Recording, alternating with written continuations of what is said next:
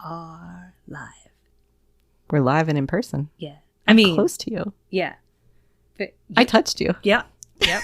It was appropriate. It was all appropriate. It was all on the up and up. And consensual. It was also on my upper arm. So this is the first time, 10 episodes in now, and we are at my house in my closet / recording studio / sauna. It is a little bit of a sauna in here. And that's with the AC going. It's new, so that's exciting. To be fair, I'm in flannel PJ pants. That's true. I can still give you shorts. Maybe we'll do that later. It's not weird for me, especially if it means you don't pass out up here. So I think that's the really big thing to mention off the top is that we're actually here together in person. Nikki did choose some wintry pajamas. That's all I had. But we are in PJs for a very specific reason, and that's because today's episode is called The Slumber Party. Slumber parties, yay! Yeah! So stick around at the end, guys, because we're going to do an extra sugar on slumber parties and talk a little bit about that cherished childhood and, for some of us, adult memory that we're still having today. Nikki loves slumber parties. Or does she? You won't know unless you tune in for extra sugar. I think other than that, are you comfortable to go ahead and jump on into the episode? Yes, I am. So as Salina mentioned, it's called The Slumber Party. When Suzanne has a voodoo death curse placed on her by her maid, she convinces Julia, Charlene, and Mary Jo to spend the night with her so she won't die alone. This one aired on 12/18/1986. Look at you. You're such a fast learner. You put that in there. Oh, right.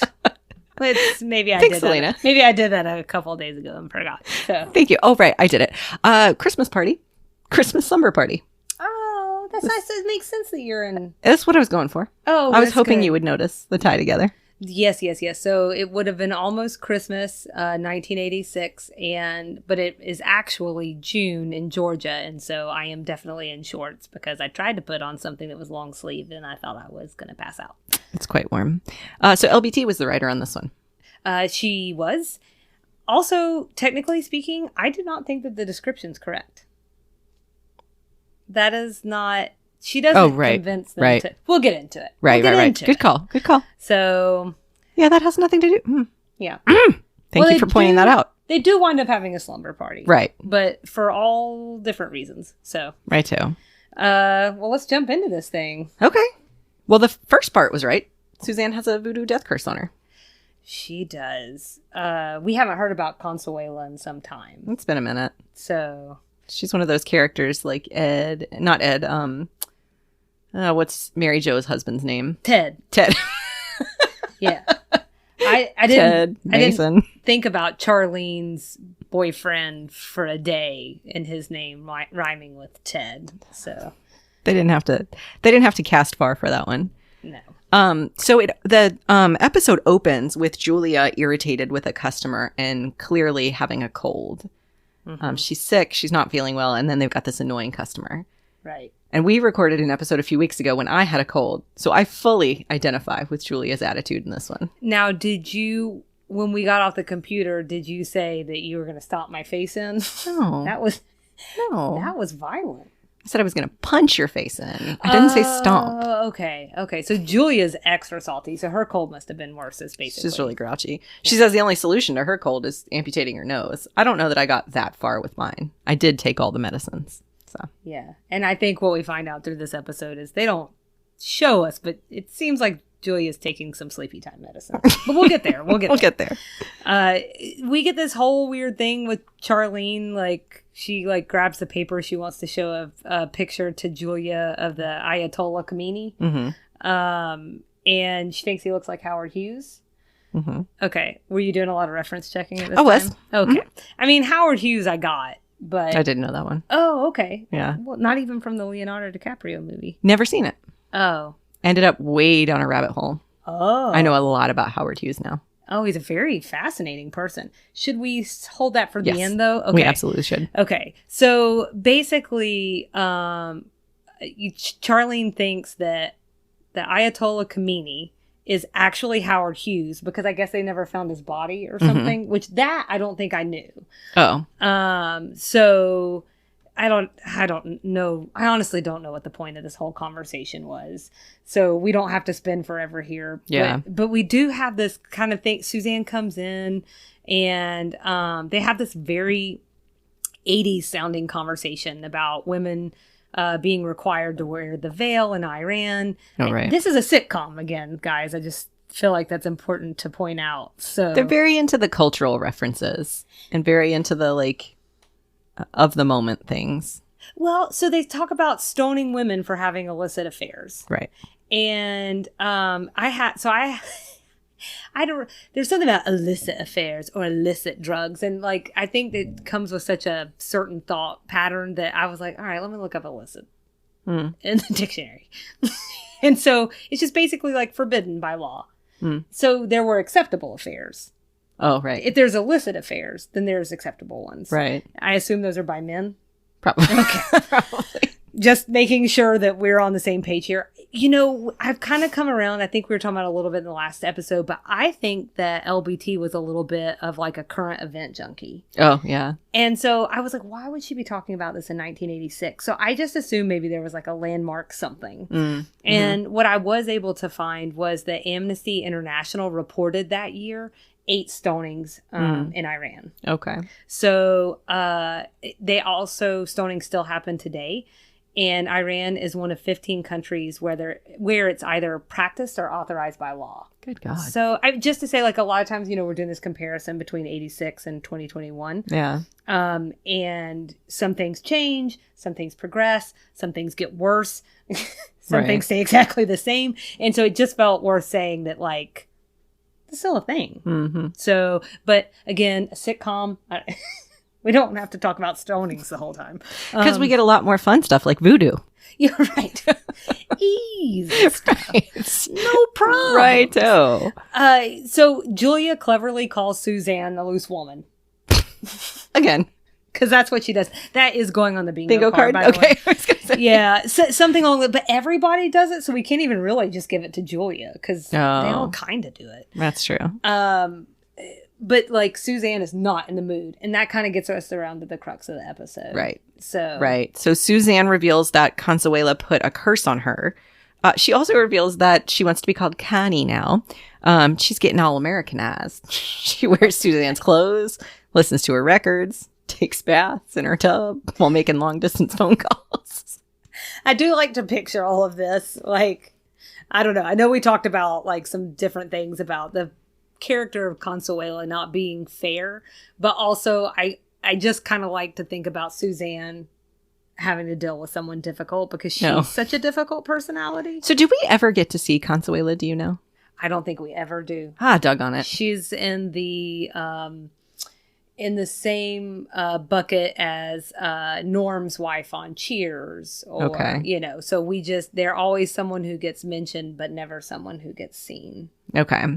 So she put a curse on Suzanne that she would die by midnight that night. And Suzanne launches into this whole thing about her doing voodoo and how she's really good at it. She put a curse on the president of Haiti. And look at what happened to him. I know. Now they're in Switzerland with no credit cards in 1986. And we know that money's a big deal to Suzanne. Yeah, that's probably horrible.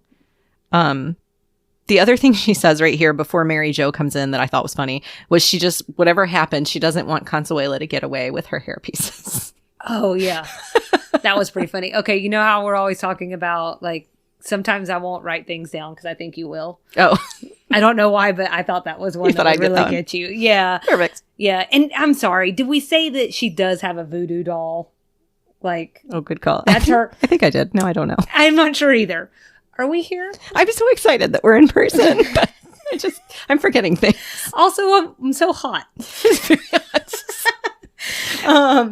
So now you can see why sometimes if I ever sound crazy when we're talking, now it's not me that you've known for 10 years. It's the heat. The heat is getting to you. So yeah, there's a voodoo doll involved. And she's put a curse on Suzanne with this voodoo doll. But it's because Suzanne threatened to fire her that morning. Suzanne threatened that she might potentially have to think about firing her. So it was a relaxed threat. It was super relaxed. It was like almost yelling it down the hall as she's running away from her. I also just want to point out for the record that we're talking about Suzanne as a narrator and whether or not we think she's a trustworthy narrator. Right. That's so good point. Think about these different stories that she's told. There's one episode where the lady flicks her off after she pumps her gas for her. Right. And she's had a terrible day. Yeah. So I just wonder what's really going on in this house. Right. You know? Okay. Not say maybe it could be all of these things, but it just makes you wonder what we need to hear from Consuelo. Meanwhile, I'm so naive and I'm like, poor Suzanne. Oh my God. What is Consuelo doing to her? She's such a kind person. She may not be. She lets her use her bathtub. Maybe if they let us see her, she could reveal herself. It's true. But again, we're in an 80s trope and we can't show her. So right. That's just where we are. But I think Mary Jo, she's coming in. She's coming in distraught this time. I forget how she normally comes in. Mary Jo she's very frazzled usually. This time I see she's like frazzled and distraught. She's worked up. She's got a difficult client. Did you get his name? Is he a gun manufacturer? His name's Hence Winchester. Doesn't that sound? Is a Winchester a gun? I never can. A Winchester is. I think his name's Westchester though, isn't it? Oh, I don't know. Someone tell us. It's something Chester. But yes, he sounds very much like something's going on. He's got a bachelor suite that they're trying to decorate, and he keeps adding tacky things to it. And I was sort of like, tacky things, bachelor suite, are they not one and the same? Yeah. I guess the other thing is like, is that like a concept still? I know like man cave kind of is, but even that is like, whatever. But like, do people still really have like bachelor I mean, like I was a bachelor. I mean, if you want to put a sex on it, a bachelorette. But I mean, and we lived so lovely. But it wasn't necessarily about enticing someone into our lair. Right. You know. Right. Or was it? But the whole thing is like, I don't know. I think when I think about a young guy, I think about mattress on the floor. I don't think Hunt Westchester or whatever is a young guy though. That's true. He's an established man. I think he's a very mature bachelor. Well, and what is it that he wants added is a waterfall in his shower? In his shower, which she acted like was all that weird. I didn't think it was that weird. That sounds kind of nice to me. I kind of thought it sounded nice as well. Ahead of its time. Yeah. Did you think the thing with Charlene talking about the waterfall she put together for prom, did you think that was weird? It was just there was no not delivery, but there like what was the reward of that whole thing? Right. Like I think that was a few lines that happened in this show. Yeah, okay. Well, we don't have to meditate on it except to say I thought it was going to be funny. Like I thought she was going to help her out or do something funny, and then she's like, now that I think about it, it was cellophane, and I was like, this whole part I thought was like, I guess they just needed to bring Mary Jo. She needed somehow. A reason to come in. I wish you weren't there. Just walk in the door. I mean, just walk in the. Maybe they needed a reason to stop talking about stoning. Oh yeah, they needed a funny adjustment. But all that gets dropped. Yeah, because Claudia calls. We don't talk about hints. Not again. And I like going back and looking through my notes and rewatching the episode. I was like, okay, we're done with that. Right. So Claudia, just as a reminder, is Mary Jo's daughter. Claudia. Oh, Claudia. At some point, she's like, "Hey, Claudia," which is just so much. Claudia. Okay, I'm good. Claudia. Sorry. You can call her Claude. We're on a nickname basis. Oh, are we? Mm-hmm. Oh, okay. Oh, Claudie Clodster. She was supposed to remind Mary Jo about hosting some slumber party for like 14 girls. This actually sounds like something I would have done to my mom. 14's a big number. That's a lot. And Mary Jo's suddenly frantic. I will be too. Well, she says the house is a mess and they don't have any food. Right. So she tells Claudia, just shove it all under the bed and I'll hunt for food, which I call adulthood. I mean, and that's okay because you're the adult and you can do whatever you Do want. what I want. I think then basically we could go through all of the things, but essentially she needs help. She asks all the women for help, and they all quickly tell her no, either with real or made up reasons. And then all that gets undone. It all falls apart. Yeah, and everybody's coming. We're having an adult slumber party.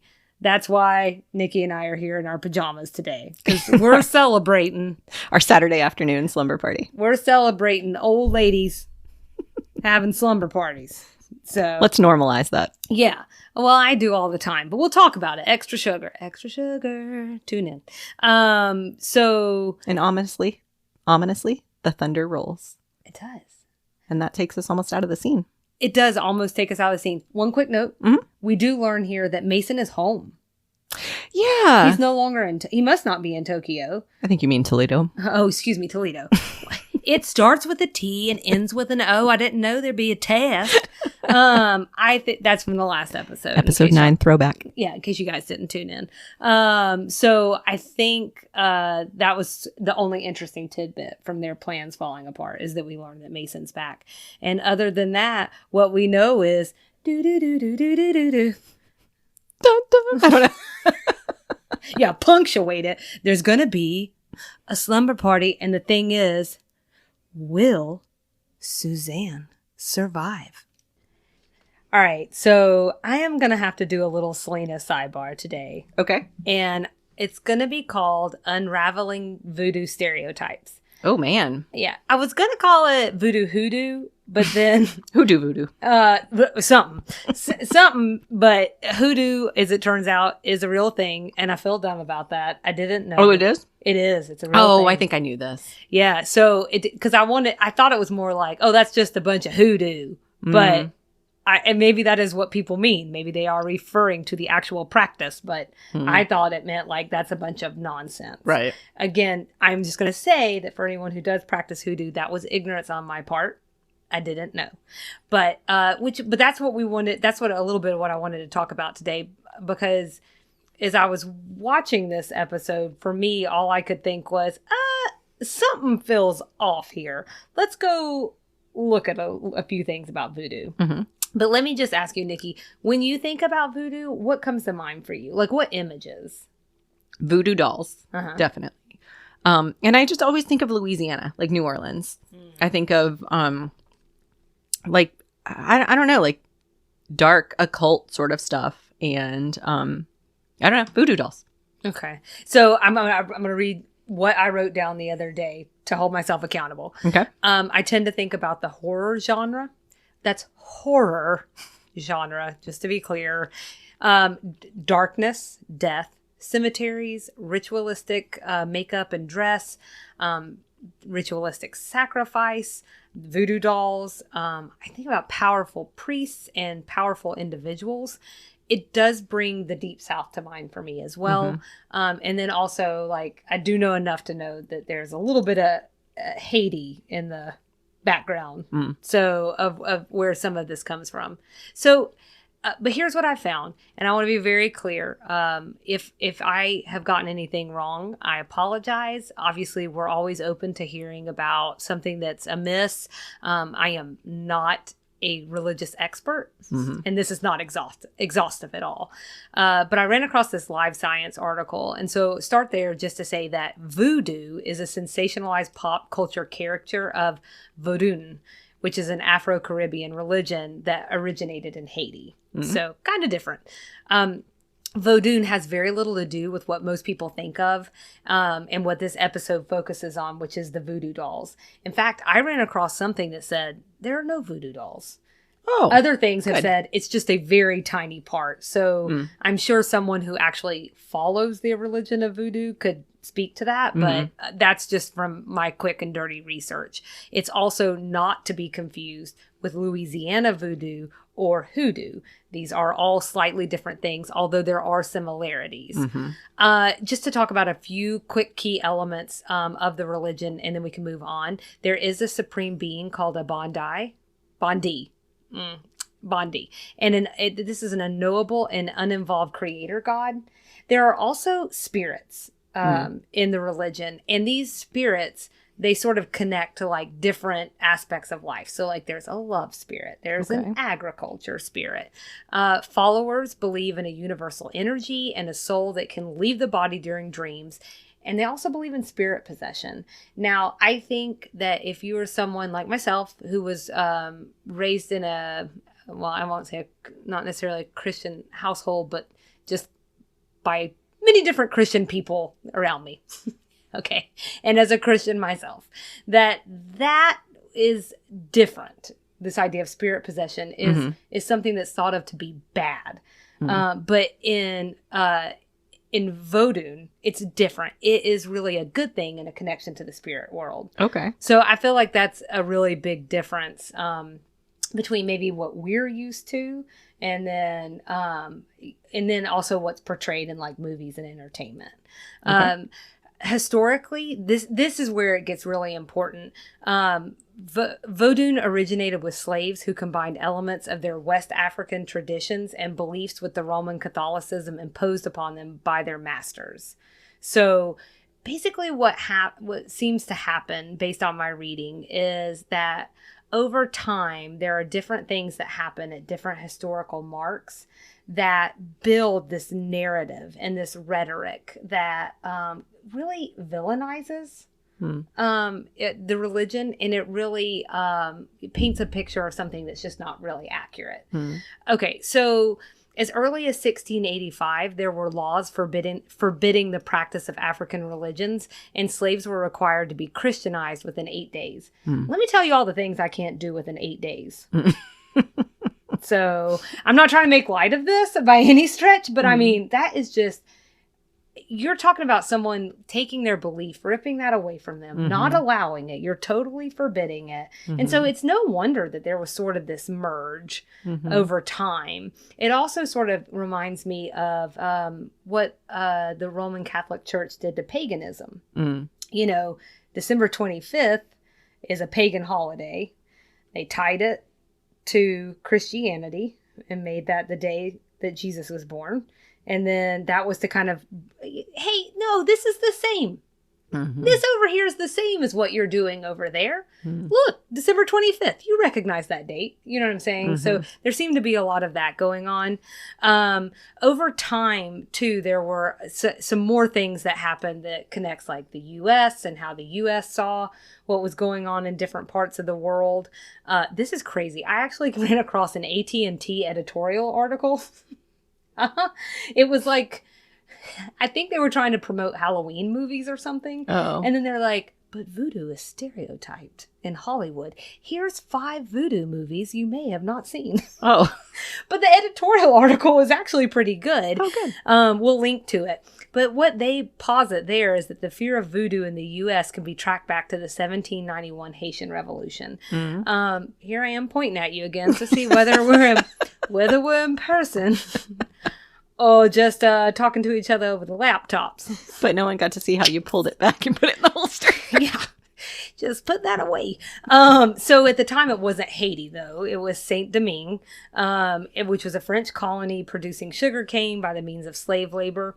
This would become the only uprising to result in a sovereign nation free of slavery and led by former captives. I never learned about this in school. Did you? Okay. And I mean, I took lots of different history stuff in college, too. I never learned about any of that. Anyways, so President Jefferson, back here in the old U.S. of A., this was an ideological threat as far as he was concerned. So he refused to trade with Haiti. Cool. Yeah. America's cool. But it was for the fear that it might empower America's own slave population.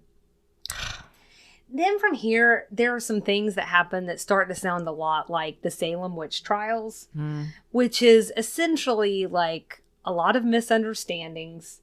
And I would just say a fear of certain people with any measurable power is dangerous. And the people who hold that power, they're going to eliminate it. And in our history of the world, as it often is, we sometimes do this under the guise of justice. Oh. So I think there was just a lot of unfairness, and I think things that happened probably drove people who practice the religion like further and further underground. There was also a book in 1889 titled Haiti, or the Black Republic. It falsely attributed human sacrifices, cannibalism, and other atrocities to Vodou. And I think this is like I don't know that that's the first time that happens, but it seemed to be kind of like a tipping point of some kind, form, or fashion. Just let's not stay in 1889. Let's move forward a little faster. By 1932, we get White Zombie. This is the first representation of voodoo in film. And I would argue that nearly 100 years later, and we continue to misrepresent this religion and the people who follow it. I know that even like American Horror Story had like a whole voodoo plot line that was probably highly unfair if I was to go back and watch that again. I don't know. So it's something that sort of struck a chord with me as I was reading through. And I want to tie this back to our podcast and what we're doing, because and the things that we're trying to explore. Because let's talk about Southerners for a minute. If a person never met someone from the South, and all they'd ever done is seen Southerners on TV and in movies, and let's use movies we've used before, like Deliverance or Coal Miner's Daughter, I'd argue that person doesn't really have the slightest idea of who Southerners really are. And it seems to be the same case for voodoo. I've never knowingly met someone who follows or practices it. And for that reason, I picture all of those things that I said at the top, because all I've ever known are the things I've seen in entertainment.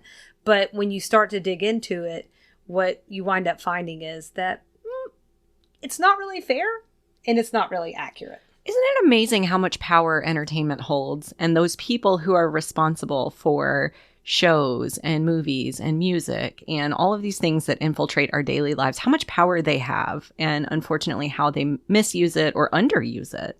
There's so much good they could do. Well, and I think there's this push to be more responsible. Yeah. And, I'm thinking about the Me Too movement springs to mind, no more casting couch and all of those things. Okay. I don't know. There's really no more casting couch, but, there's all these things that we're trying to get rid of. There's all these things where you see them making moves to be more inclusive, to have more representation. But then you see things like this, and, it just shows that there are so many. We call different groups marginalized, but goodness, when you start adding up all the marginalized groups, they're really way bigger than the very tiny group that runs everything. Yeah, that's true. So my second thought is that there's a fairly direct line between voodoo and Southern culture. So particularly if we're talking about Louisiana voodoo or hoodoo. So even though it's not my personal experience and it's not your personal experience. That you know of.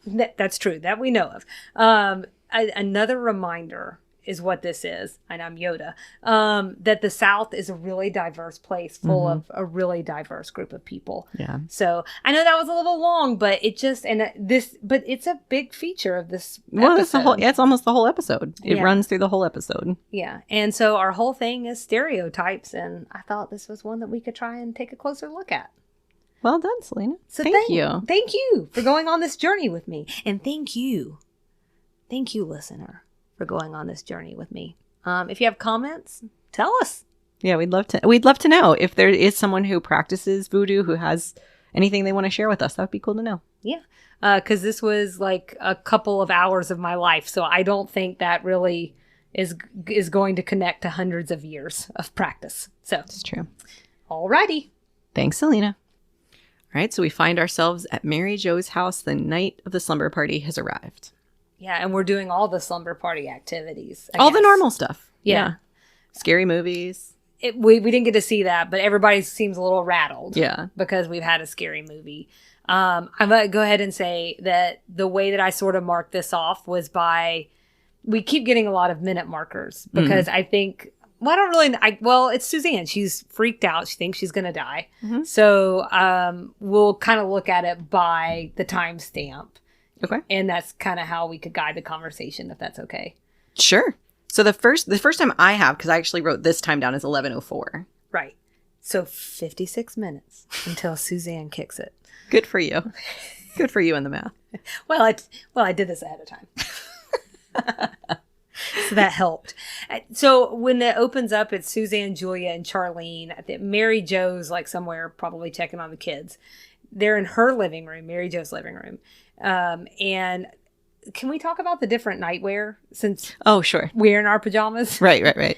All right. So what did you notice about the different things that people are wearing, or do you remember? I do. I remember Mary Jo's because it's very similar to the beauty pageant episode where she was wearing this very like matronly Victorian nightgown. Could we say it's from her Little House on the Prairie collection? Or Target today. Oh, well, maybe. Yeah. Yeah, so I remember that. I remember Suzanne was in a very, it's fancy. I don't know. I'll just use the word fancy. It's very prissy. It was white and pushed some things. You can't see this at home, but like pushed some things up and out. But there was like a lot of coverage otherwise. Yeah. It was like chesty, but it was long sleeved and down to her ankles. Correct, right. Charlene was wearing the closest to what I think I would find myself in. Yeah. Very like silky nightshirt. Most modern, I think. Yes. Like, because it was like this idea of like a boyfriend kind of like button up pajama situation. Slouchy tube socks. Yeah. You gotta have cozy socks. Well, yeah. And that just makes sense. Now, Julia's in a blue robe. When you asked that, I couldn't remember what Julia was wearing. You know why? Because I don't think that it matches her personality. I think she was dressed like someone who wanted to be at home in their robe that they're normally in when they're sick. Right. She's also older than everyone else. So it feels like she's having a little bit of a Lieutenant What's-His-Name from Lethal Weapon, like, too old for this. Oh. You know? And she's like halfway asleep. I think if she was in the appropriate wear, she would be in satin pajamas. And it would be, I'm thinking like a royal blue. I was thinking red. Oh, she does love a red. So, but it will be a powerful color. Absolutely. Either way. Like Absolutely. Like a royal color. And it would have like her initials stitched on it. I see. Yeah. Or it would be like of the time. Like I'm thinking like Ralph Lauren. Okay. So that's what I'm picturing. I think we're getting Julia's sick ensemble. Okay.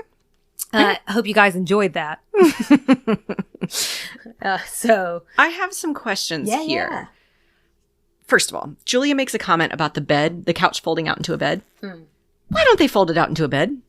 She and Suzanne kind of have a little tiff later over sleeping on the couch. Right. Why can't they just fold it out into a bed? Because I think they have a power struggle with each other all the time. Oh my God, this is the dumbest thing. That's thing one. Thing two, is anyone else afraid of Mary Jo's house? Oh, because of all the stuff that keeps short-circuiting? Like everything they touch. She's like, oh, it does it all the time. Why is everything short-circuiting? Okay, well, what I want to know is why are you switching places with me to cover all the things that aren't realistic about it in a sitcom? It's just to, don't you think it's just to, they were trying to find some things to freak Suzanne out, and then they needed like the most low-hanging fruit reason for No, why I this get thing that. happened. Yeah. But it happened multiple times. Like, you do that one time. The next time, make like a leak in the ceiling and have some water drop on her. Yeah. The next time, have a kid do something, like scream in their sleep or something. Like, there were just so many other things they could have done. The TV could come on by itself. So many other things. Yeah. The house was just short-circuiting a heck of a lot. Yeah. And that's a fire hazard. And then, so I'll get past that to say, then Mary Jo and Suzanne share a dance. They throw on some music. It's so I had to look up what that was. That song? Yeah. Okay. Did you? No, I didn't look up the song. I looked up Annette Funicello. Yeah. I know her name. I know of her, but I had to look her up to refresh my memory. Oh, okay. That's definitely in my references. So but it's like, I also just want to step back and say that this part where Mary Jo throws on some music and Mary Jo and Suzanne proceed to dance. That does feel like a slumber party to me. So they've had a scary movie. Now they're having a dance. Now, see, me and my friends still dance to this day. Not slow dance, though. Right. That we never took part in. That I remember. Like, it was probably because my friends were dating at like 11. So I don't, they're past that. But I feel like there was always dancing. Like, our friends always like danced when we got together. So that somewhat rang true to me. Contextually, I think we also haven't mentioned that the girls are sleeping in the basement. The girls there for the actual kids' slumber party, and they've been super good this whole time. And do you believe that? I do. Oh. Well, I mean, the women upstairs weren't bothered, so, and they were asleep before midnight. Well, but we don't know that there's not a door to the outside down there. She did go down and do a head. Salina. She did go down and do a head count. So here's they're like 11. They're 14. They're like 14. What can they be doing? So much. Hmm. So, well, you better go ahead and prepare yourself. 14-year-olds can do a lot.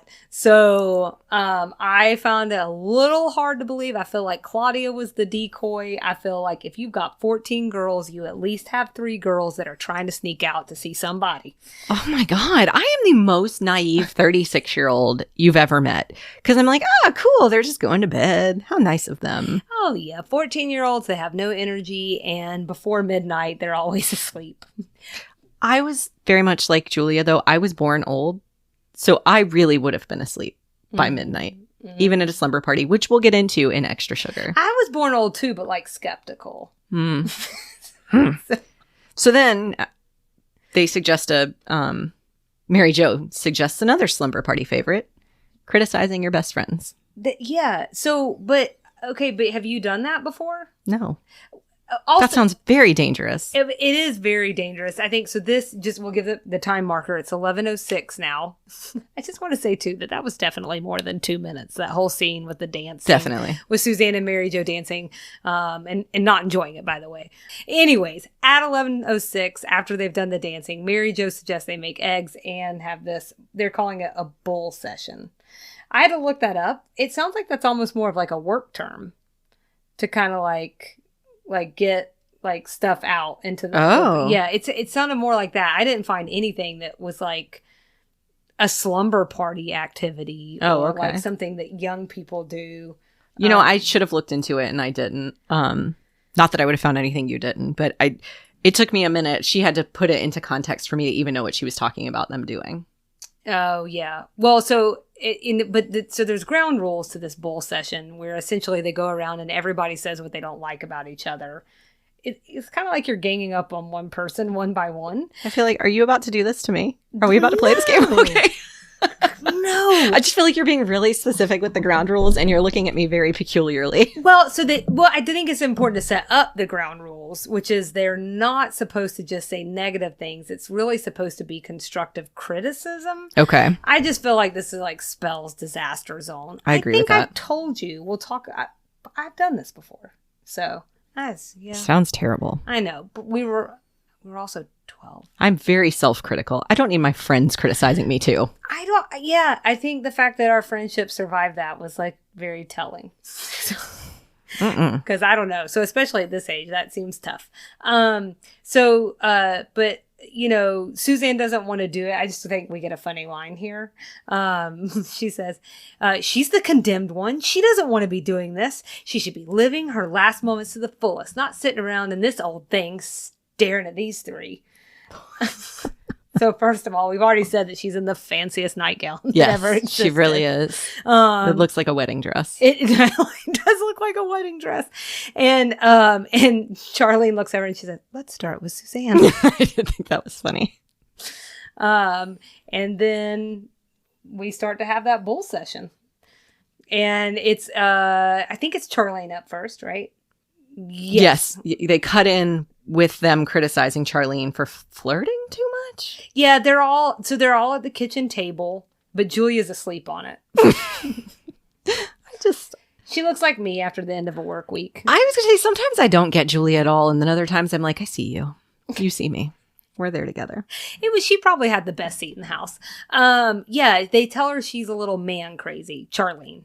So Julia. Odd. Yeah. So strange. Yeah, and so they go on for a little bit about that. Then we get, this feels more in your wheelhouse, I think. Quentin comes down the stairs. That is not in my wheelhouse, because what the heck was happening there? Like, it felt like there should have been some context for that. Like, why is he in an alligator suit? Anytime this happens now, I'm going to feel like we're missing something, like they cut something. Yeah. But also, aren't kids just kind of quirky?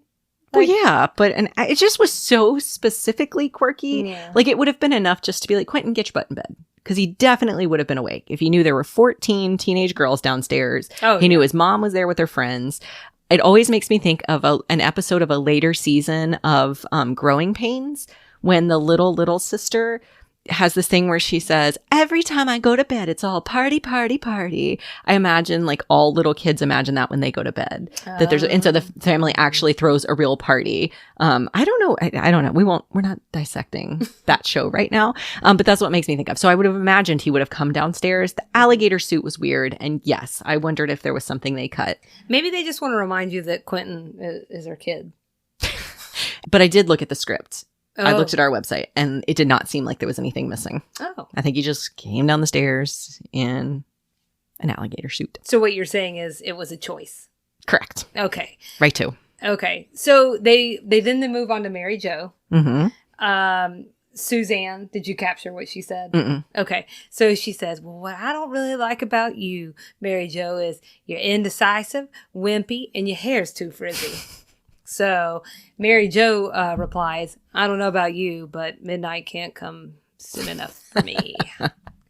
And that's pretty much all we get on Mary Jo. And then it's Suzanne's turn. This feels like it could have gone a lot harsher than it did, really. Oh man, I don't know. For me, I think because because we're about to get a big conversation that's going to take place that I was very excited about. We'll get there. For me, I think it was more than I was expecting. Oh, because I don't know. I mean, like we kind of. I sort of felt like I've already said that sometimes I really struggle with Suzanne because she's so selfish and just really disparaging of everyone else around her, and very condescending. Although I think we could argue that basically everybody but Charlene has a little bit of a condescending nature about them. But it kind of felt like through the characters, I was finally being able to say some of the things that I was feeling. I don't know. I felt exactly the same way, but some of those things I was like, yeah, good Lord, someone tell her. You know? Okay. And so Mary Jo, and I think this one I could see is that she tells her how Suzanne has a way about her that makes other women feel terrible about themselves. I'm like, well, yeah, it's the words that are coming out of her mouth. And Suzanne thinks it's like the way she looks and this life that she leads. She doesn't, it's more things she can't control versus the things that she can control, which is the thing that really makes women feel bad about themselves around her. Right. And, I think, and that's what she talks about next, right? She says that she's always had trouble with women and her whole life. They've always been jealous of her. And that's when we kind of get this retort that it's not really that we're jealous of you. What we would like is for you to stop being a butthole. Right. Like be okay with us being us. Yeah. It's not about you. Right. And then I think there's also, this is where it kind of falls apart for me, where I would say like, this isn't how I felt about Suzanne, but it also felt, when they say it, like we're attractive too. And you better get with it. Oh. Because like if a man was to come into the office, they would be just as likely to choose us or something like that. And it feels, when it comes to Suzanne, for me, we're in a spectator sport, it feels less about that to me, obviously. So that part didn't ring true for me as much, but I thought that I thought that was very telling of what the women have been feeling this whole time. And then now we have to see Mary Jo's other kid. Right. So Claudia comes Claudia, who has not been sneaking out, returns to tell her mom to keep it down because all 14 of the girls are sleeping. That's right. Claudia comes upstairs as the decoy because the kids are downstairs doing drugs. Believe the best of them. The kids are down there trying all the things for the first time. Whippets. And they need to... there you go. That's classic. Are those making a comeback? Or did you just want to say whip? I just want to say whip. Okay. It's a better ring than mess. But we do get another pop-up. And it, obviously for the show, I'm kind of kidding, kind of not, just based on my experience as a 14-year-old. But I think the funny thing that we get right is the idea that the kids like, hey, can y'all grow up a little bit? And I think that is sort of a reminder just for this whole part. You guys are kind of reverting in age again a little bit, don't you think? Yeah. So, and you're not necessarily being very, this whole thing is supposed to be productive, and so far it hasn't been. Right. Yeah. But then Suzanne apologized for calling Mary Jo wimpy because she has been a total barracuda when it comes to criticizing her. And I think, and so this part I think is where we really get into where I was like, ooh, woo! Because I couldn't believe it was happening. Because after 10 episodes, after the pilot, so it took 9 episodes for Mary Jo to say something to Suzanne about the fact that she was pissed off that she dated Ted. Now, we're not going to admit they were engaged. Right. That never happened. But now we finally at least admitted that they dated, and that comes to... It's 9 episodes and 7 rum balls. She needed the rum balls. And that's what she says. She's had 7 bourbon balls, and that's made her bourbon balls. That's assertive, right. Self-confident, and otherwise it would be next to impossible for her to tell Suzanne how much she deeply resents her going out with her ex-husband. She really told her off, didn't she? She did. And I just want to say in my notes, I have, oh my God, it is finally happening 10 episodes in, and we're finally acknowledging Ted again. Also, I was like, what cocktail is a bourbon ball? Because I was like, 7. She's aren't they messed like? up. I imagine they were rum balls. They are absolutely rum balls. Oh, okay. Like the candy. I guess. Yeah. And so I looked it up because I was like, this is ridiculous. I'm like, how lightweight is Mary Jo? There's about 1/4 of a cup in 24 of these. So she's had 7. Okay. So I think she's probably fine. Maybe she's just feeling assertive because of the bull session. A few episodes ago, though, they acknowledged that her life is a little bit understated. I was going to say boring, but it sounds great to me. It's a little bit understated. So maybe it's been a while since she had a Mai Tai the last episode. That's right. So she should be fully functional off Mary Jo's got a rum balls. Yeah. She's lightweight. Leave her alone. She's also very petite. That's true. She is really, really, really small. If anybody out there has gotten tipsy off a rum ball, I would like to hear about it, though. I feel like I just need to know. 7 of them. 7. It's not just 1. 7. So Suzanne, they kind of go in this thing like it didn't really bother. She thought it didn't bother her and all of this, but Mary Jo says she thinks she'd do it again if she had another ex-husband. And then Suzanne says something else crappy to her.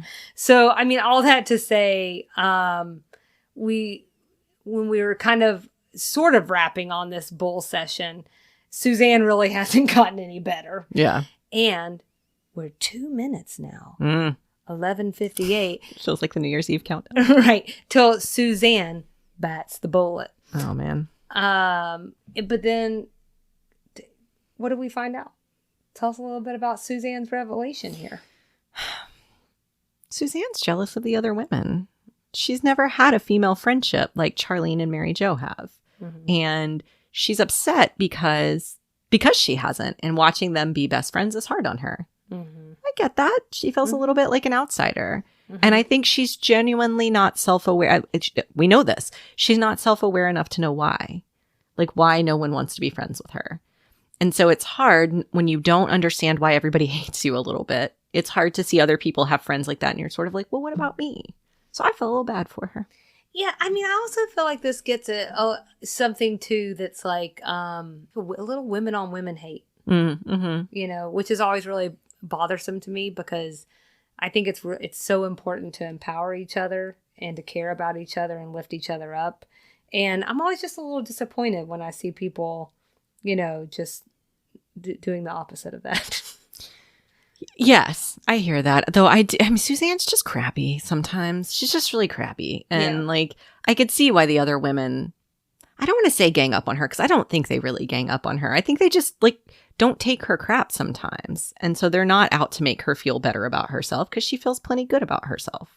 Yeah, Suzanne's a little bit of a character, right? I mean, I think we've talked about that a little bit. I've never met anyone. It's not like I haven't known really attractive people. And I've never met anyone that acts like that. Yeah. So now, maybe they know how attractive they are. Right. But this is like a whole new level. I think Suzanne's also really layered, though, because it's not just her attractiveness. I think there's a class piece of it to it. She grew up with servants.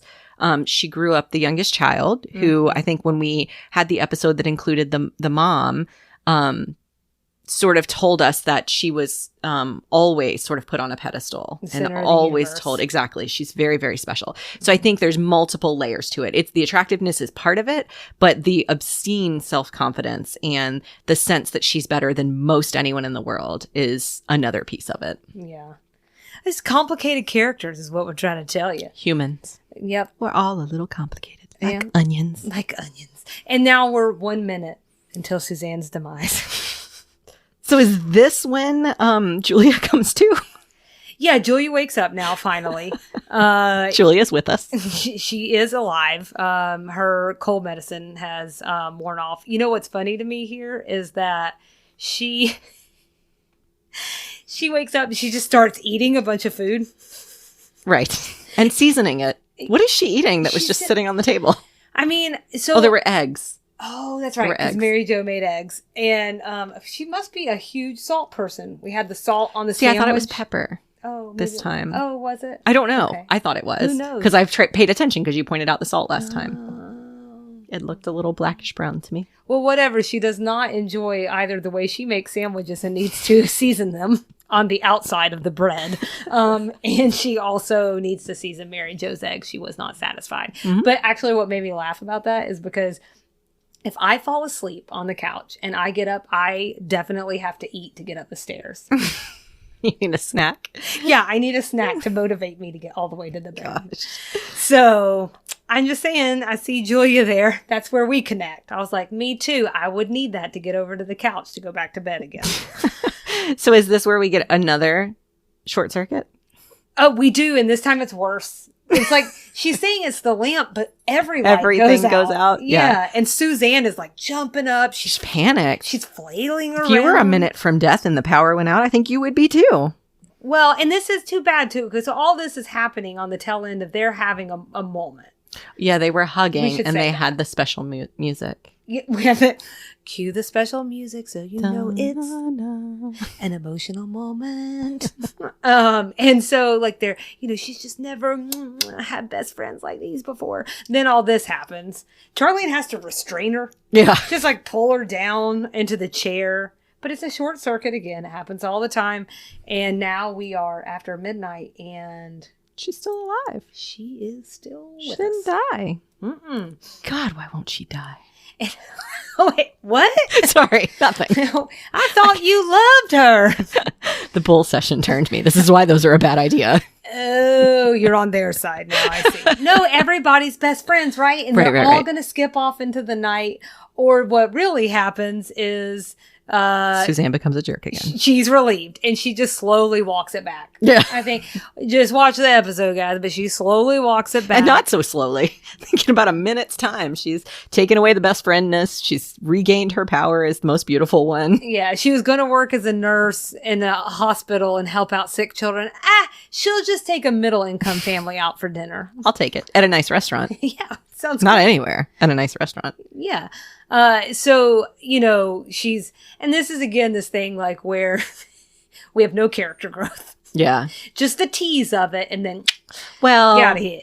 Well, maybe we do. Maybe future episodes will show a little bit as I think she's an onion and I think it's going to be a slow peel. Well, she might be learning, right? Yeah. I think maybe some things had to sink in and I do think that, I think that was a really, in all seriousness, but not that serious because it's a sitcom. Right. I think that was a really vulnerable moment for her to ever admit that she was jealous of anyone. And I think she did it to save face in front of Julia because Julia wasn't awake for that. Oh. And I think that, again, her and Julia, man, they have a really interesting relationship. I think Julia would take a bullet for her sister. I think Suzanne would do a lot for Julia. That's called being sisters. Yeah. There's a little bit of headbutting. Right. Julia actually does something amazing for her here. Tell us about it. The reason she didn't die is because if one were to believe the caricature of Voodoo here, Julia went to a folk museum or a cultural museum and got like almost a reverse voodoo doll and made it such that it reversed Consuela's thing. She did. did. And I guess Suzanne stumbles upon that in her purse, going to There's look some for mints or something. Yeah. We had to get her to the purse, guys. I can't see the eye roll, but yeah, there was a mint situation because Julia just ate eggs and woke up from sleeping with her mouth open. So now she needs a mint. Suzanne also wants one because she just hugged the other girls. I don't know. But she finds this kind of reverse voodoo doll and says, like, that's just about the nicest thing anyone's ever done for me. Yeah. And I thought, she really loves Suzanne. She's a big old softie. Because at the beginning, I don't know if we talked about this or not, but like, I don't think we did. But Julia is dead set on the fact that, like, you guys are crazy. This stuff is not real. We all shut up about it. And, because like Julia, she's a woman of action. Mm-hmm. She's a woman of words. Mm-hmm. Lots of words. Right. But also action. So she just went out and did what she thought needs to be done. The next thing is that there is a funny bit again about that couch. So just to your point, they just pull out the darn couch bed. They could both sleep together. Yeah. Yeah. But basically, let's just say Julia wins. Yeah. Or definitely. Yeah. She gets the couch. Well, because Suzanne needs the floor for her back anyway. Right. Well, I bet you it hurts carrying those things around. There was a Mary Jo breast comment, by the way. For folks, yes. That was in my notes. Who could possibly have the bingo card if someone sitting here and also talking would get said bingo card together. I am working on it. So everybody wants to go to bed, but Mary Jo isn't ready. Well, she wants to party all night. Party. She's had 7 bourbon balls. She can't go to sleep. I want a bourbon ball. So then she says this, I hate to ask, but do you think maybe, just for old time's sake, someone could put a little ice down my PJs? And this is where I think we actually are seeing that growth, because these kind of situations, they make you revert a little bit in age. Mm-hmm. They all run and they kind of jump on her, and I thought that was really cute. It was cute. I thought that was a sweet ending. It was cute. So, Nikki, are you ready to rate this sucker? I'm ready. All right. Do you want to know my scale? You've got a scale. I have a scale. Oh, tell us the scale. I have a scale. Now I have to choose. I had 3 of them. 3 scales. Mm-hmm. Okay. I'm going to go, because you mentioned it, I'm going to go with hair pieces detained at customs. But what were the other 2? Toddler water fountains. Okay. Or prom bidets. Oh, these are all really good. You can steal any one of them.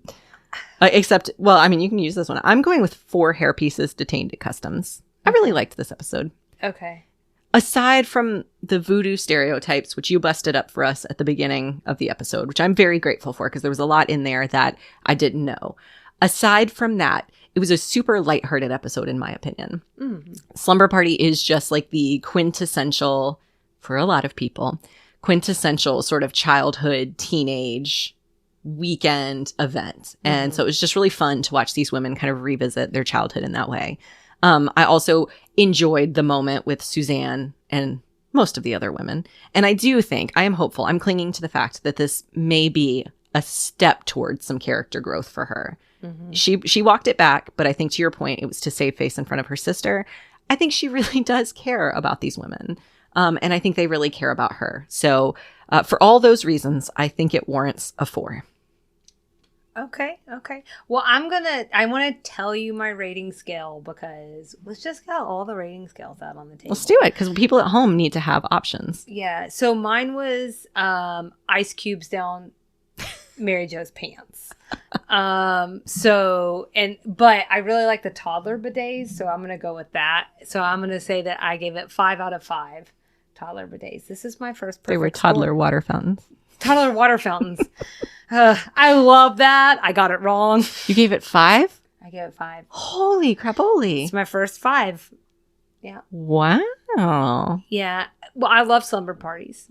And I finally feel like we're getting out of this what I wish we had gotten out of the Thanksgiving and out of the Thanksgiving dinner and also the dinner party, which is substantial time together and substantial conversation.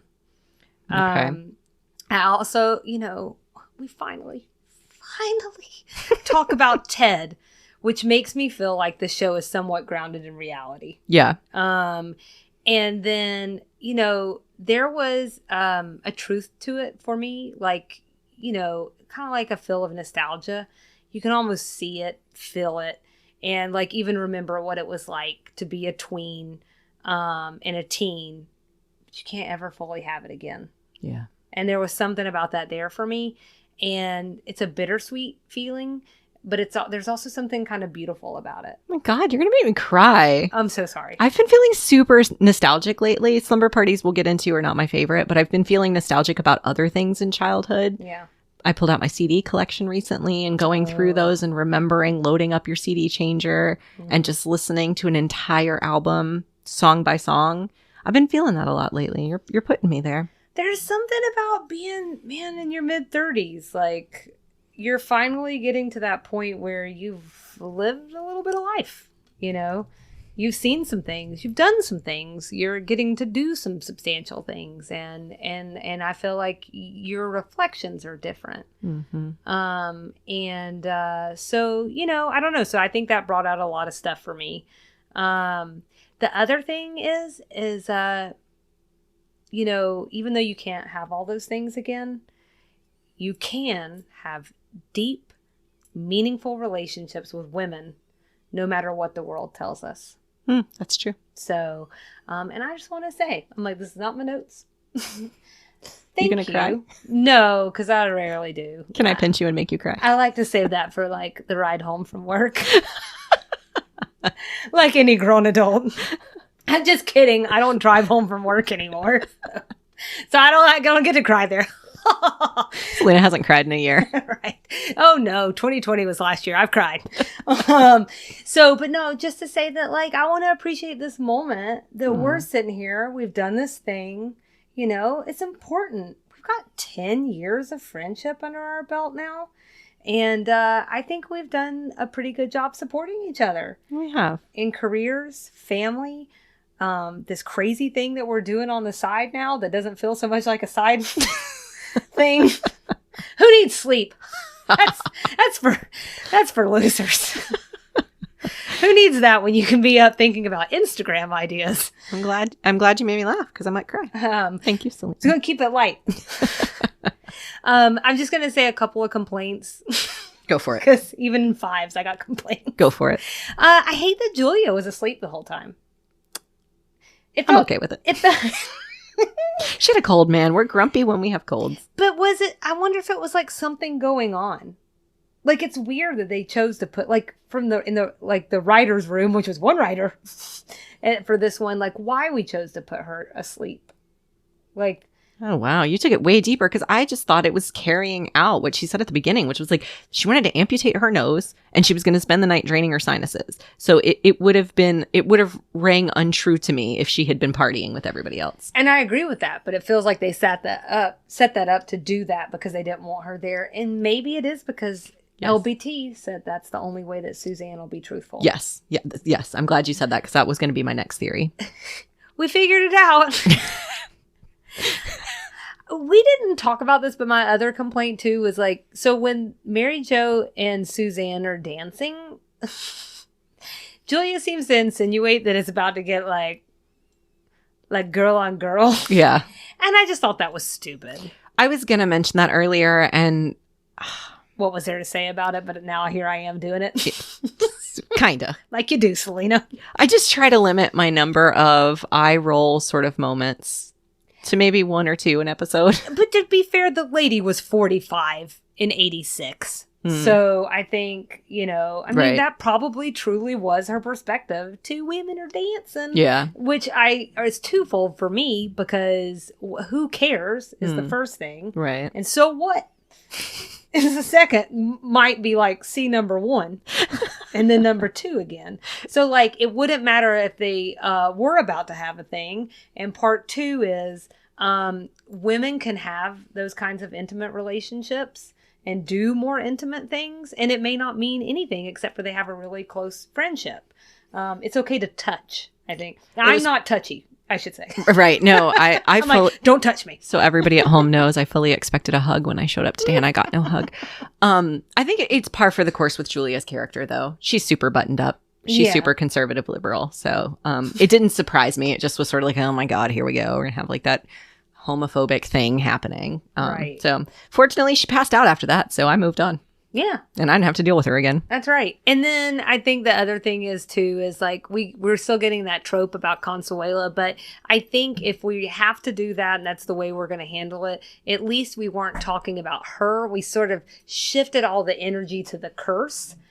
And I thought that was better than like completely focusing all of that weird energy in on a character that we never see. Okay. And so that was it for me. You want to talk about 80s things? Yes. And I organized mine this time so that it wouldn't stress you out so much. Oh, no stress. 80s, I got long distance phone calls. Charlene took her earring off for another phone call. Oh, funny. Annette Funicello, which is like the heyday of Annette Funicello was way before the 80s, but I feel like it's a reference middle-aged women in their 80s would have gotten. And minister and sign-off sermonette that she said right as all the women were saying they wanted to go to bed. She was like, the minister hasn't even done his sign-off sermonette. I didn't look that up, but it felt like it had something to do with, you remember how the TV used to shut off at like midnight or 1 or whatever, and they'd do the... I mean, I don't remember that. Do you remember that? I remember that it's a thing. Okay. What do you have, Salina? I'm trying to... What do you have? Keep you youthful. Do you remember when Walter Cronkite? No, I don't remember when Walter Cronkite. I think we had some of the same things. The Ayatollah Khamenei. Oh, okay. Well, I put that in unknown. Okay, go ahead. Oh, okay. So, these are one of those things. Again, where we're having the crossover references, yeah. So it gets tough. Great list, by the way. It's a great list. Southern things. Southern things. I had Charlene calling Mary Jo Claudia's mama. Did you call your mom mama? Mama. Mama. I'm trying to test. No, not really. I was not really a mama person. We called Maybe my mom. when I was a baby or something. We called my mom mama for a long time. She wasn't, if memory serves, my mom did not care for mommy, which I love. She didn't care for that. So we called her mama. Anyway, that was something I noticed. Obviously Voodoo, which you touched on. And that's it. Mine says, are we in the South? My only hints are these exaggerated accents lately. Yes. Okay. So, sorry about that. I mean, we'll talk about the South again. And then references to look up. Ayatollah Khamenei. Eddie Cantor. Howard Hughes. The president of Haiti, Baby Doc, and his wife, Michelle. And to be honest, hair pieces, because I wasn't sure if she meant full-on wigs or just like falls to add volume. Well, I guess we don't really know. Or did she mean barrettes? Yeah. So, anyway, it's just unknown. Not so much something I could have looked up. Feels like it's probably pieces, especially since she's from the pageant world, though, right? So, do you want to say anything about Howard Hughes, or you just went on a Howard Hughes bender? Sorry. No. I mean, I don't. I'm kind of thinking. I don't want to go too long on it. He was a very quirky billionaire and did some very quirky things, particularly at the end of his life. It sounds like he had a little bit of a germophobic personality, and that drove a lot of very compulsive behaviors. He also, probably the thing that that's sticking out in my memory from researching him is that in the last couple of years of his life, he let his own personal hygiene go, but he insisted that everyone else around him be pristine. And Charlene referenced this, Kleenex boxes on his feet. That was because he thought it kept his feet clean. So he would wear them to protect his feet. But he died allegedly in an airplane on the way to a hospital, I think. And his body was never formally seen by, I guess, the general public. And so that is the other part of Charlene's joke there. I want to say, Aunt Teresa, if you would get on social media, you could tell Nikki all the things that she got right or wrong on this, because I know I'm going to be getting a text about it. Oh. So I'm calling you out. Let me know, Aunt Teresa. And love you. Okay. Well, yeah, he was definitely an interesting character. I think, when I say character, he's like a real guy. But, yeah, the Aviator is the Leonardo DiCaprio movie. He also dated that's very famous women. I mean, he was also very, he was very talented and he did a lot of big things. That's how he got his billions. He was of like dollars. a movie producer. That was part of it, but he also did stuff with planes. Yeah, there was like a hardware company that his dad left him or something. Yeah, he like helps get the first transatlantic flight to get. Boy, God, I have a bunch of aviation like nerds in my family, and I'm about to really get in trouble for this one. But he did some big things with planes. I moved straight to the end of his life because I wanted to understand the Kleenex boxes. The Kleenex boxes, yeah, that's understandable. So we don't have to. I do feel like if we're going to say these things, we might want to say who these people are. I didn't know who Eddie Cantor was. He died in 1964. Yeah. So that was a dated reference in 86. Yeah. But he was, this is the coolest part I thought, because he was all the things, because he was a vaudevillian actor. Yep. So, he did, like, it was not a triple threat. What's a triple threat times 9? Because that's what he was. The most, that hurt, didn't it? I was going to say a non-till something. Oh, look at threat. you. I thought the most interesting thing was that he wrote the Merry Melodies Looney Tunes theme music. Oh. And he also helped develop March of Dimes. I did see that. So I think that's so cool. So that is cool. We should mention that it's cool. It's a weird word for that maybe, but whatever. So Baby Doc was the Haitian politician who was referred to the president of Haiti from 71 until they were overthrown in February of 86. Baby Doc was his nickname. You do French. I know that's Jean-Claude, but what's the last? Duvalier. There you go. That's so much prettier than me going, Duvalier. And then we talked about Annette Funicello a little bit, but she was a Mouseketeer. Mm-hmm. One of the most popular ones. And like maybe one of the very first ones, yes. Right? And then she popularized the beach party genre with alongside Frankie Avalon, and they did like 4 or 5 movies. Mm-hmm. I think in 4 of the 5 she may have played the same character. And there's a lot about the bathing suit that she wore. She was not intended to show her navel, and yet she did in most of them.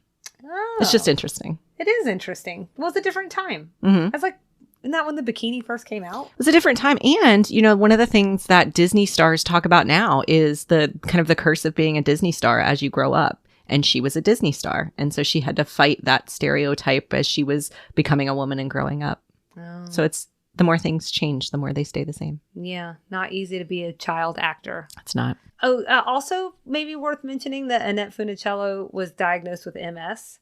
Yeah. And it was the year after this reference was made, so in 87, but she did not share that with anyone publicly until sometime in the 90s. Mm-hmm. And I think she passed in 2013. Mm-hmm. So there's all the things. All the things. And I just realized I ended on the saddest note ever. So really sorry for that. We'll try and keep it lighter from here on out at the end when Nikki tells us what we're going to talk about next. So next time we get episode 11, New Year's Days. All right. We're moving toward the new year. So at least that one is somewhat tied to a point in time. So this one aired in December, but there was no reference to Christmas. So at least it sounds like maybe the next one aired in January. We're going to get a New Year's reference. Mm-hmm. As usual, everyone can follow along and engage with us on social media. Salina is spending a lot of time, a disproportionate amount of time on Instagram and Facebook at Sweet Tea and TV. We want you to follow along. We want you to share your Southern pictures. It's summertime in the South, which I feel like is the perfect time for some Instagram stuff. I was going to say porn, but that didn't feel right. Some Instagram stuff. Wow. Please don't share your porn. I was thinking like visual. I don't know. Yeah. We need some things. We'd love to see what you guys are up to in the South. But not any of your body parts. Right. No, we don't need those things. Unless they're fully clothed. And really, it doesn't have to be. Like, I know that a friend of mine shared a sunset at her favorite lake spot in Sinclair here in Georgia. Mm-hmm. And we added that to our Instagram. As long as you're open to it, we'll share it in our stories. Yeah, absolutely. You probably get a note from us asking because, we don't want to be rude. We want full consent here. Yeah. But it's easy enough. You just slap that Sweet Tea TV on there and away we go. Aunt Teresa, if you have corrections to my Howard Hughes notes, you can email me at sweetteatvpod@gmail.com. And as always, we have a website, www.sweetteatv.com, where you can go and read show notes from every episode, including references and things that we have cited in the article. And in the episode, and Salina's giving me a look. Oh, only that She doesn't know what she did. Telling you to email her. Oh, God, I'm scared. Also, it's probably time to pop some popcorn. Popcorn. Get yourself your favorite slumber party snack and join us shortly for Extra Sugar. And we will see you round the bend. Bye.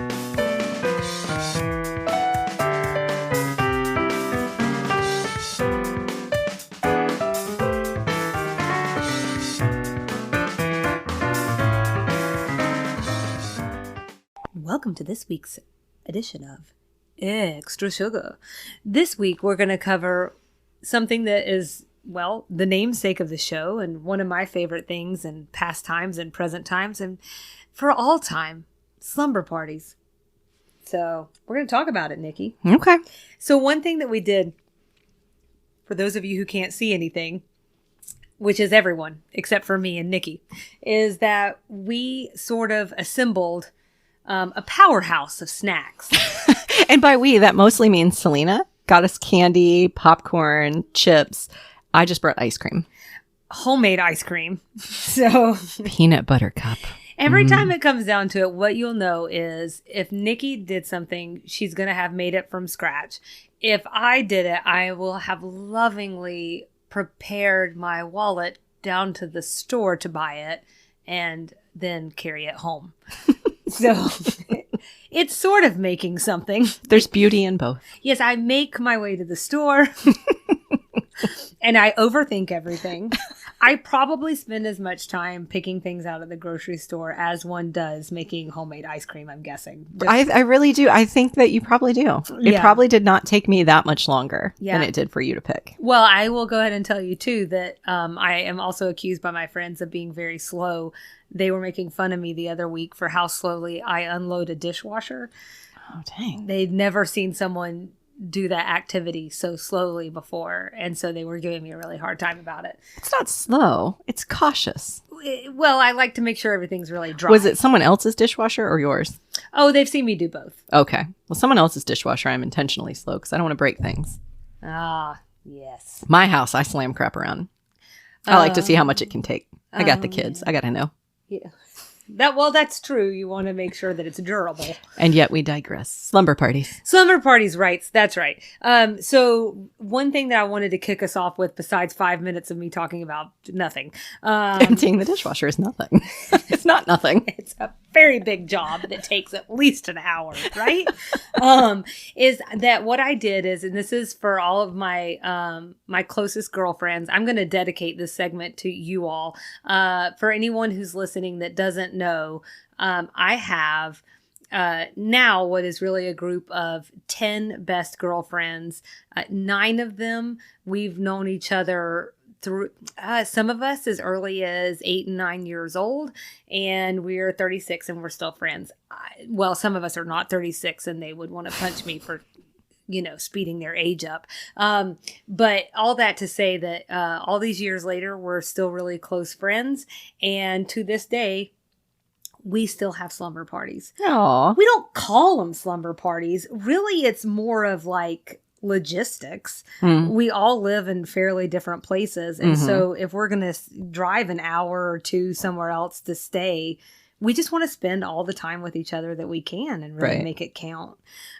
So the reason that I say that is for all of those lovely women. The thing that I'm introducing Nikki to today is one of our age-old staple snacks. Must be on a road trip, must be at a slumber party, must be where your mouth is. Dirty. And that would be Cooler Ranch Doritos. Sorry, because you're going to hear the bag. And French onion dip. I don't know about this because I don't know how you make Cool Ranch Doritos any better. It is like, I mean, I do like the spicy Doritos a lot, but the go-to, the quintessential Dorito, the classic, the most wonderful, perfect flavor of all fake things that aren't real has got to be Cool Ranch. And this is in not just any French onion dip, not just any French onion dip. This is Frito-Lay French onion dip. Oh my gosh. This you can get from the gas station or your local Kroger. So it's accessible. It is accessible. I mean, but it is like the best French onion dip. All right, well, let me try. All right. I would like to try this. Sitting right here staring at me. She keeps talking about it. We just want you to hear the full crunch. Holy moly. Mm-hmm. I'm going to eat all of that. Thank you.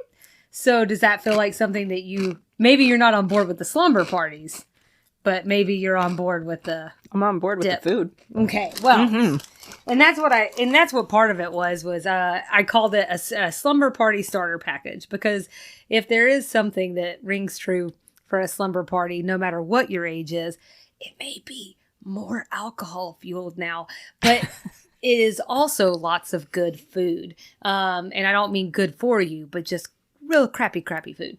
But delicious. Yes. So I have a deep love for slumber parties. I can share I've got maybe a handful of memories that I'll share from different ages. Mm-hmm. But before I do that, what is your relationship to slumber parties? It's so funny to hear you kind of wax poetic about slumber parties, because I think I said this earlier in the show that I very much resonate with Julia being born old. And I think I was talking about this with my niece recently. I've never been super interested in going to someone else's house, kind of just in general, but also like for sleeping over. I just like my bed. I like when I was a kid, I liked my stuffed animals. I was a mama's girl, so I didn't like leaving my mom. I always felt like I was invading on someone's space to go to their house. It just was uncomfortable to me.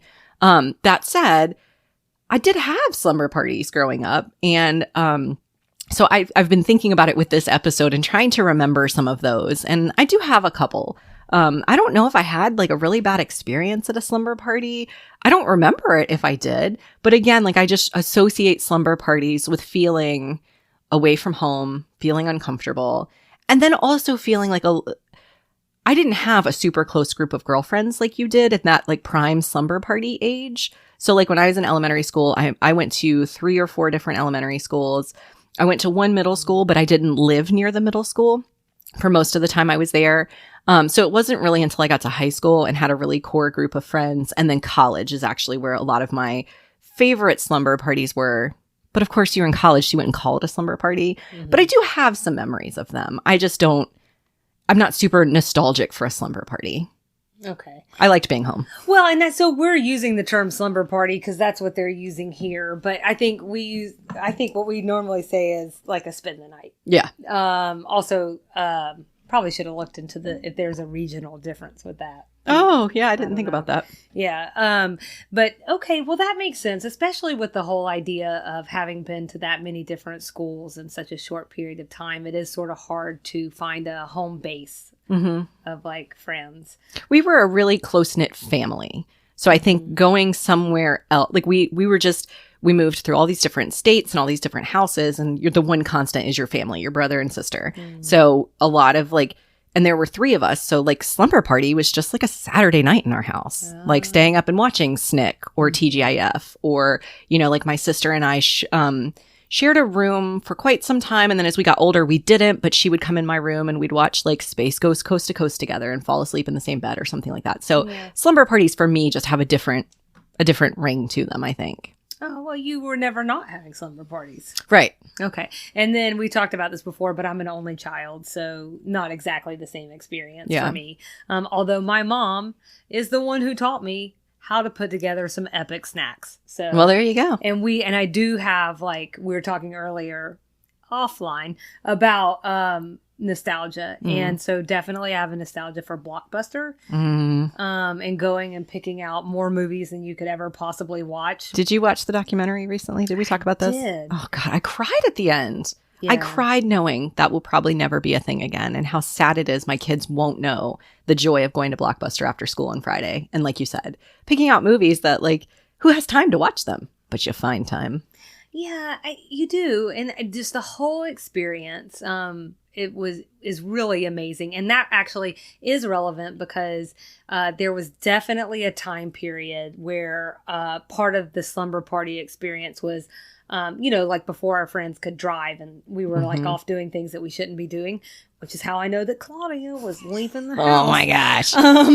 It's a lived experience, is because we would go and rent movies at Blockbuster. Mhm. That's what you did. There was nothing else to do. Then you get older and there's nothing else to do again. But there's no Blockbuster to fill the time. That's right. There's no Blockbuster to fill the time. So I will say, let's go ahead and plug it. If you haven't seen the Blockbuster documentary, it's on Netflix, right?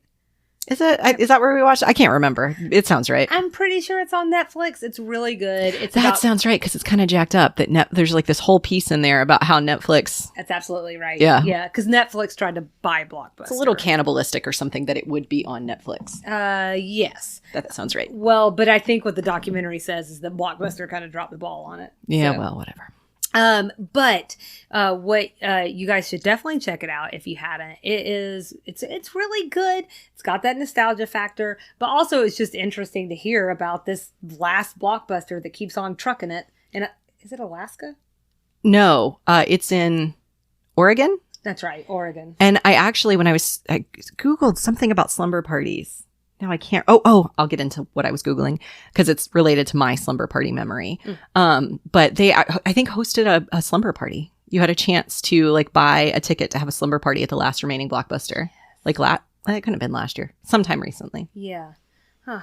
Anyway, it's too much to say about slumber parties, and I don't even really care for them. Well, I don't even care about them, but we're going to talk about them for a long time.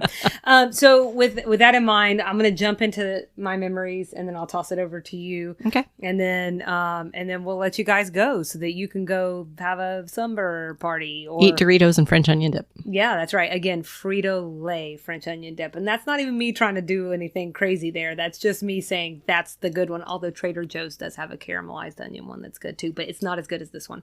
Okay, so. I was going to say one thing that I sort of alluded to in the beginning was that I had a bull session. Mm-hmm. I'm pretty sure we were in 7th or 8th grade, and we went on my friend Kelly, in her backyard, there was a trampoline, and we all decided one night, there wasn't a name for it. We were just like, you know what we should do? We should like go around and say what we don't like about each other. And we did that. And we're still friends. So that was 7th grade. There was another one. There was a lot of interesting things. I'm just going to tell you the highlights. So I think this was in 7th grade.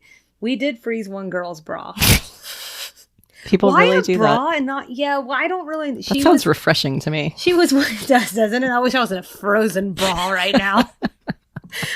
So hot. But that's the difference between 12 and 36. Sure. She was very upset. I'm pretty sure it was her bra. Anyways, it doesn't matter. I want to stop saying the word bra for some reason. Switch to brassiere. Yeah, now it's better. I think it like messed it up. And it was like Victoria's Secret. And she was pretty upset. She was a year younger than us. So I think we just decided, she's younger. We're supposed to pick on her, right? Oh, it's so messed up. That's why I don't love slumber parties. It's actually shocking that it didn't happen to me because I feel like I'm just a prime candidate for just people messing with me. So, poor girl. But she's fine. I think that we also split 2 beers among 8 girls. Were you guys like Mary Jo? We something like that. We like snuck them out into the neighborhood, and then somehow like we tried to blend them into a frozen drink. So we were also dumb. I think that my friend Sarah might have a better recollection of this, but it's happened at her house. I'm pretty sure her mom knows many of our things, and this is not a bad one. So, but anyways, just 2 beers, 8 girls. You're just desperate at that age. I don't know. Another one. This one was actually at age 14. We were too old for this, so I don't entirely understand.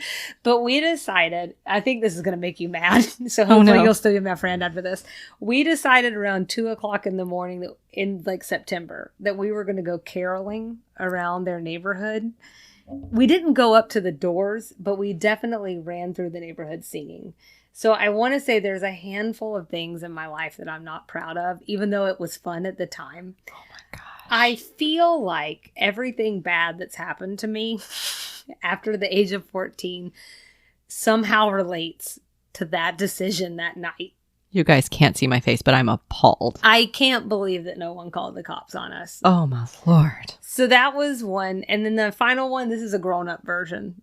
So my friend Sylvia, her parents have a lake house, and we haven't stayed there in a long time all together, but we used to do things occasionally for like big mile markers, one being my bachelorette party. It was actually our bachelorette party together, but she and I do a rendition of The Devil Went Down to Georgia, and I play the devil, and she plays Johnny. Great. And we dance out on the balcony or the patio, not patio. It's like a deck area. And we dance for a long time. Like, because I told you we still have dance parties as adults, but this is something that occasionally we'll do for people like at a party. And the most recent one was right before the pandemic at her 35th birthday party. Is this recorded somewhere? I think it is recorded somewhere. We also did it at my friend Allie's wedding in 2016. We've done it a number of times. So Sylvia, lady, this one's for you.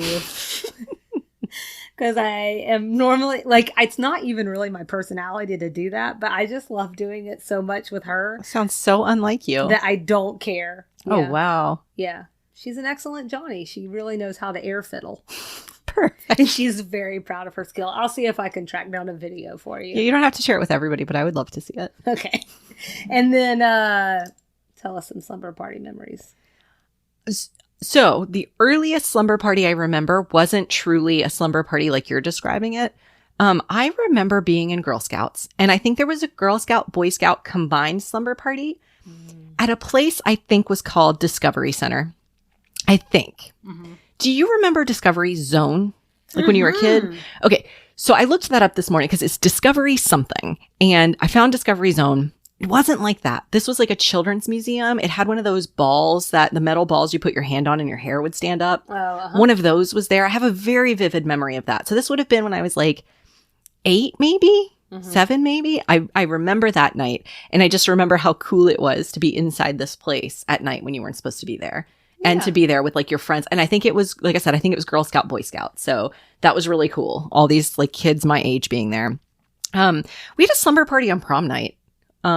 Where we all kind of went to prom. I had a date that I didn't know very well. It's kind of a weird story. He showed up late to prom, but afterwards we all went to my friend's house and spent the night. This was a friend that I knew through school, but I'd never really spent time with her outside of school. So it was a little awkward because I didn't really know these people very well, but we ended up having a lot of fun. We all went to bed really early. So like when you talk about you being 14 and sneaking out beers, this is why I'm so naive about Claudia. 12.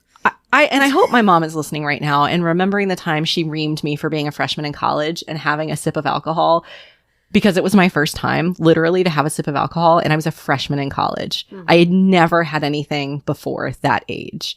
So just a super, like, we're super clean cut kids. I don't know, man. Prom was kind of a fun one. I had a friend in high school. The other reason I didn't have a lot of slumber parties like high school years, I had a best friend that like lived with us. She had a great family. There was nothing weird about like she didn't want to be home. She just stayed with us all the time. Literally, she would come over on Thursday night maybe and would stay, like we'd get up and go to school together the next day, and then she'd come and spend the rest of the weekend. So our slumber parties were like watching Tommy Boy. Your whole life is a slumber party. That's why you're like, I don't remember any slumber parties. I'm like, the whole thing is a slumber party. But we did all that too. Yeah. So. That was the best. Did your mom ever ask her to leave? I think my mom heavily alluded to the fact that it would be nice if she would go home. But you know, my parents loved her. She was literally, at one point, she was literally like their third daughter. So we were really good friends for a long time. So she stayed with us all the time. You're so nice not giving out any names. And I'm like, this person, that person. Because I was feeling the same about my friend Taylor. We all used to stay the night with her all the time and during the weekdays. And I do recall, and I love, Sharon is her mom is the best, but I'm pretty sure she looked at me one time and said, Selena, do you miss your house? She wasn't wrong. Right. Yeah. But my mom loved her so much that I don't think she really had a problem with it.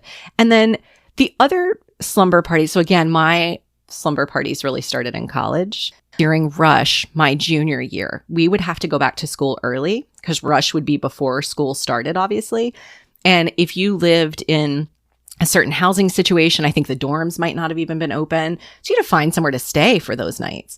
So I stayed inside the house. I never actually lived in the house. I got out of that because I can't live like that. But I did stay in the house a couple of nights. And those were the most fun nights. Like we all crammed into one room. You already have a lot of girls living in one kind of small room in my sorority house.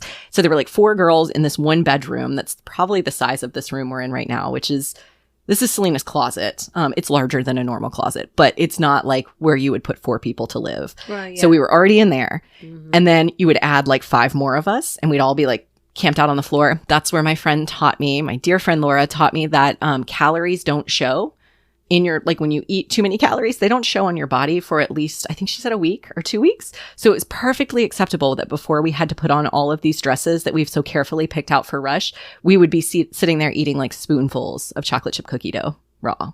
Yeah. And so we did stuff like that. We told stories.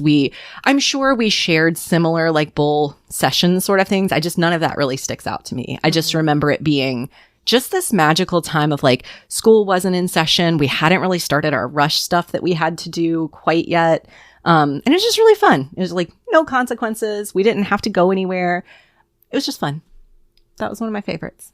I think that sounds lovely. And I don't know. I just thought that it would be nice like to do something that is just completely off designing women. Yeah. Not that we're not enjoying it and we're loving it, but some of these kind of asides and being able to talk a little bit about our life and our experiences. This episode kind of gave us the opportunity to do that. Okay. And that's what good TV does, right? It taps into something. And I think it's so cool that you rated this one a 5 out of 5 because it tapped such an emotional chord for you. Yeah. And it brought up all these really fun life memories. Yeah. I mean, I just, you guys, we record things ahead of time because we have other things going on in our life and we need time to. And we have 22 episodes. Yeah, we have a lot of stuff. And I'm not sitting here looking at the time and I'm like, might do a little editing. But all to say that like, it's June right now. June 8th is Best Friends Day. And I don't know, there's just a lot of things like coming up, like no matter how far you get into your life and no matter how many things change. One thing that's really cool, even though I said you can never go back. It's like Thomas Wolfe said, you can never go home again. But you can also like really fall back into relationships, the really cool ones, the ones that are really meaningful. Like you never left each other. We don't do slumber parties, like you said earlier, the way we used to. But I've definitely ended up in situations where my friends and I are in a hotel together, or we went to Vegas a couple of years ago. And it feels like, I told him after we came home from that trip, like it just feels like being home. Mm-hmm. Like when you've spent time with these people who have known you through a lot of pieces of your life, it's just like being home. It just feels comfortable. It's like mac and cheese. It's like Doritos and Frito-Lay French onion dip. So good. Yeah. On that note, thank you for joining me here at my home, our first in-person session. Yay. We've had all the good snacks. Thank you for the snacks. We're going to have tummy aches tonight. Thank you for the Southern hospitality, Salina. Oh, yeah. That old thing. Selina's very Southern with the hospitality. Oh, I never even thought of it that way, but there you go. So I just like to eat. And so with that, we want to thank you for joining us on this edition of Extra Sugar.